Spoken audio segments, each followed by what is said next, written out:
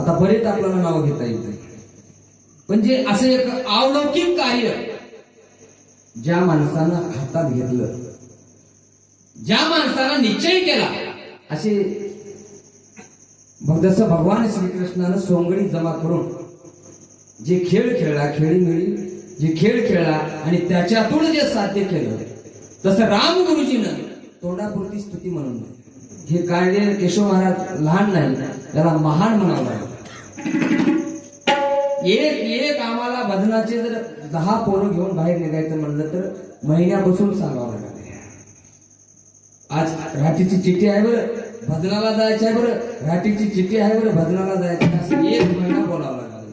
आणि ज्या माणसानं, ज्या व्यक्तीनं अख्खा नांदेड जिल्हा नसून या मराठवाड्यातले माणसं एकत्र केले, मराठवाड्यातले माणसं एकत्र करून प्रत्येकाच्या श्रमातून, कष्टातून, कोणी 500, कोणी 200, कोणी 1000 माणसं जोडले आणि माणसासोबत पैसा जोडला आणि पैशातून भव्य असं भगवान पांडुरंगाच्या दरबारामध्ये जागा खरेदी केली आणि त्याची काही दिवसाखाली रजिस्ट्री झाली. आणि मी तुम्हाला इथं मारुती राजाला साक्षर सांगतो, काही दिवसामध्ये निश्चितच आम्ही वारकरी परिवार संस्थेचं एक मोठं भरभावी असं धर्मशाळा उभं राहणार आहे आणि याला सगळ्याची साथ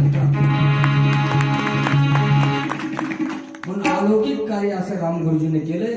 याला भरभरून असा प्रतिसाद आहे, म्हणून याला अजूनही प्रतिसाद द्या. आणि हे लावलेलं रोप उद्या वटवृक्ष झाल्याशिवाय राहणार नाही. तोंडापुरतं म्हणून स्थिती नाही, जी वस्तुस्थिती आहे आणि त्याच्यामध्ये जसं घडलं तसं लोकांना दान दिलं, अजूनही देतील आणि पुढे याचा उजेड पडावा असं भगवान मारुती रायाच्या चरणावर नतमस्तक होतो. म्हणून